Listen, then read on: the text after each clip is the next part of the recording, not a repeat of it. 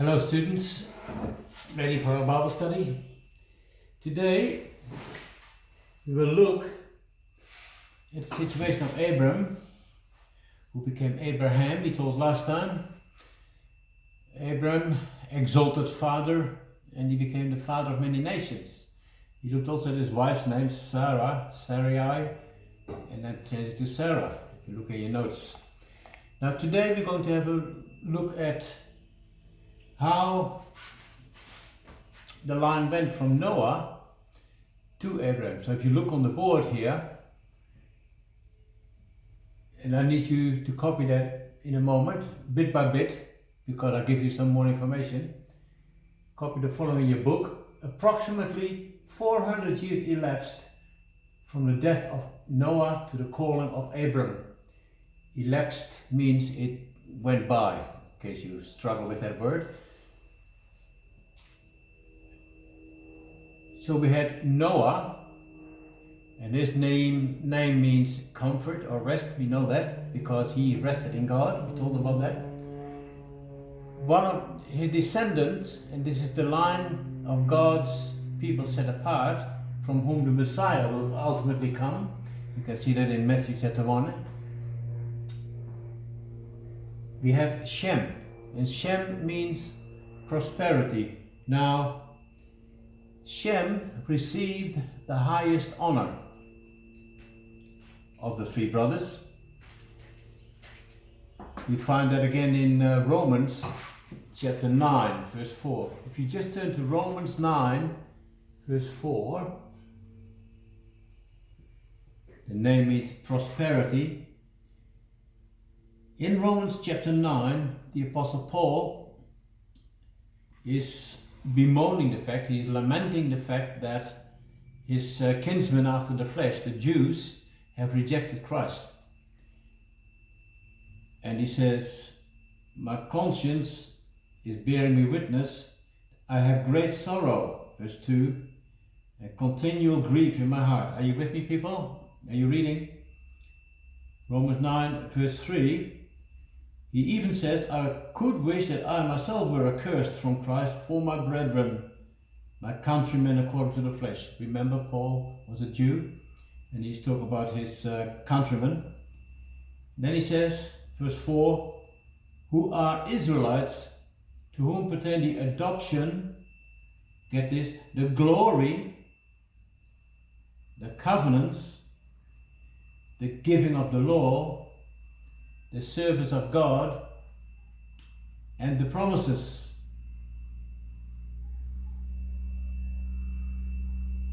They were the custodians of all that God put in this world for healing.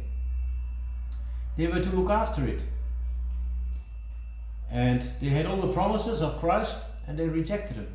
But at the time that Noah has his son Shem, Shem is the one who received the highest honor of the three. So his name means prosperity, because God made him prosper in the spiritual realm, in the spiritual world, in closeness to God. So understand this. You write this down, prosperity. What you write here, where's my blue one? Here it is. Romans 9 4.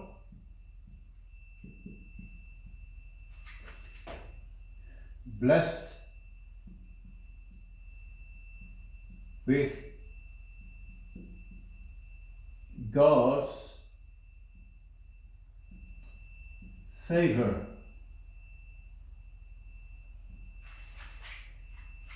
And it doesn't get any better than that, of course, for people today as well. Shem blessed with God's favor.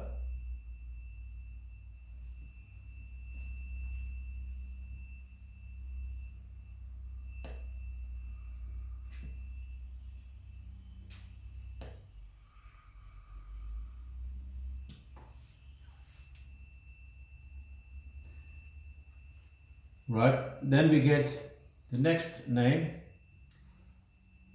Arphaxad. His name means healer or releaser. In other words, he is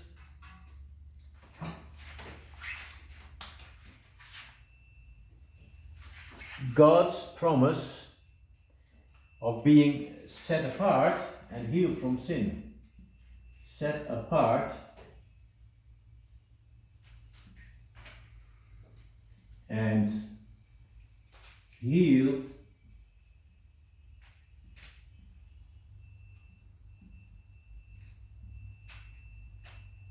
from sin. Set apart and healed from sin.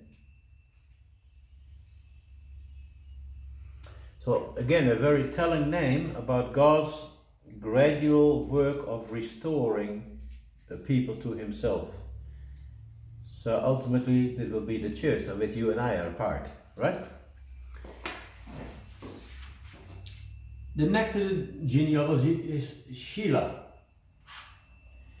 His name means branch or javelin. So let's just go to Psalm 127 for a moment. Let's all turn there together. Psalm 127.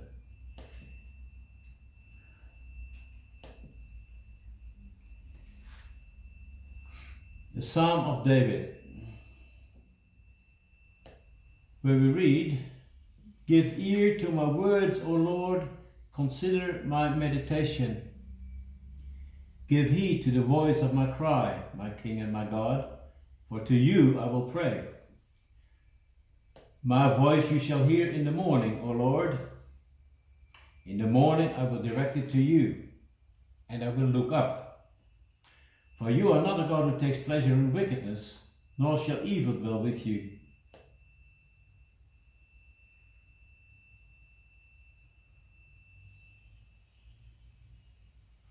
I think I have the wrong psalm here. I just need to double check this one. It looks like I messed up.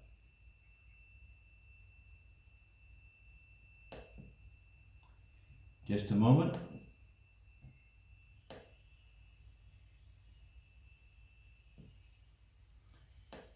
I got the wrong one here. I want the one of the arrows in the quiver.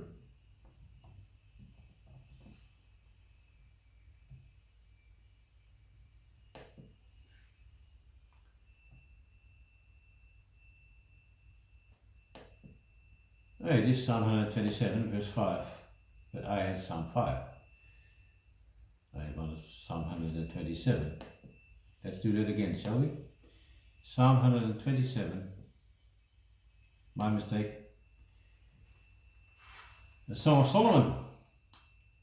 Unless the Lord builds the house, they labor in vain who build it. Unless the Lord guards the city, the watchmen stay awake in vain.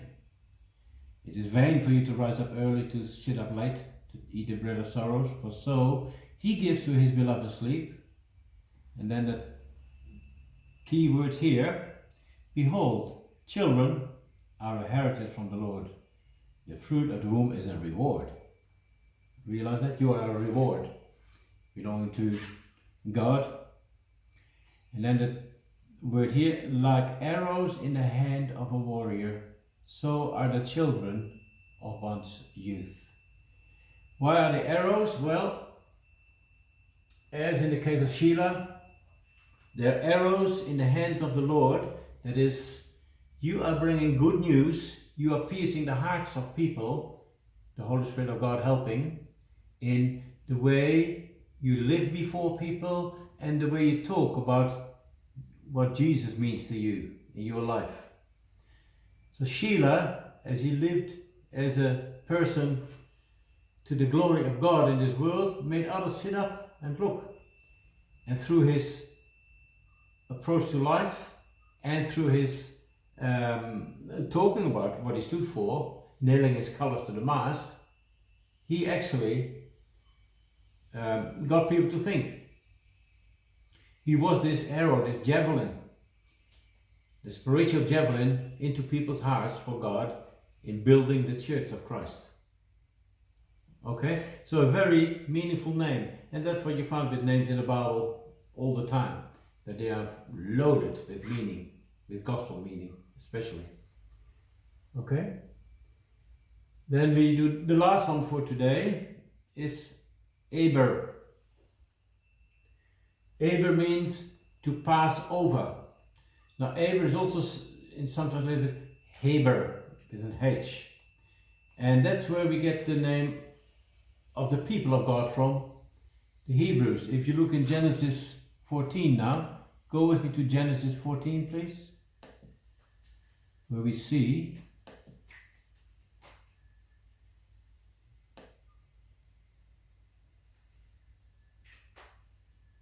in verse 13 how Abram,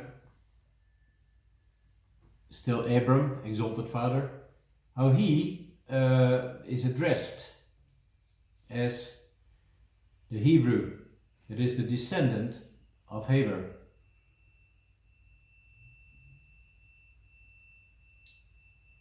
We read there verse 13, a lot had been taken away, and Abram gets told, one who had escaped came and told Abram the Hebrew. Notice he's connected up to Abram. If you look at what is said about Abram, sorry about that.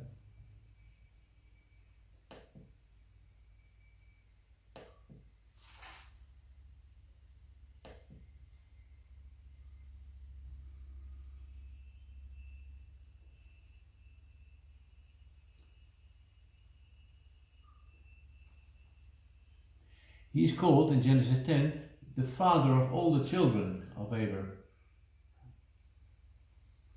Now, what this means here is an allusion to the fact that there's going to be a big nation, a dynasty as it were. And we read how he also gets sons and daughters.